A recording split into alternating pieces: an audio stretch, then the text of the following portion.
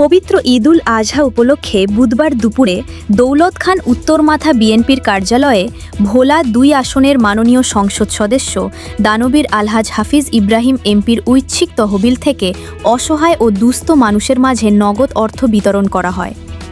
এ সময় হাফিজ ইব্রাহিম এমপি বলেন, তিনি নেতাকর্মীদের সঙ্গে শুভেচ্ছা ও ভালোবাসা বিনিময় করেছেন এবং দায়িত্বপ্রাপ্তরা সঠিকভাবে কাজ করছেন কিনা তা খোঁজ খবর নিয়েছেন।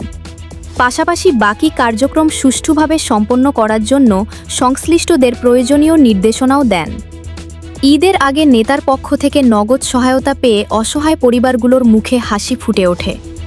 অনুষ্ঠানে উপস্থিত ছিলেন উপজেলা বিএনপির সভাপতি আলহাজ আব্দুল মান্নান মিয়া, সহসভাপতি নিজাম উদ্দিন ভূঁইয়া, সাধারণ সম্পাদক শাহজাহান সাজু, সাংগঠনিক সম্পাদক মাহবুব মোর্শেদ কুট্টি, পৌর বিএনপির ভারপ্রাপ্ত সভাপতি আবুল বশির কমিশনার, উপজেলা যুবদলের সদস্য সচিব আবু হেনা রিয়াজ, সহসভাপতি মুন্সি জহিরুল ইসলাম জহির, যুগ্ম আহ্বায়ক মোহাম্মদ আমিনুল হক বাবুসহ উপজেলা বিএনপি, পৌর বিএনপি, শ্রমিক দল, কৃষক দল, ছাত্রদল ও অঙ্গ সংগঠনের নেতৃবৃন্দ।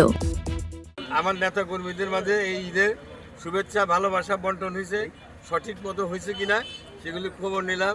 আরও যদি না যেগুলি বাকি আছে ওগুলো যাতে সঠিক মতো বন্টন হয়, নেতা কর্মীদেরকে নির্দেশনা দিয়ে তারপর আমি যাইতেছি রুগী।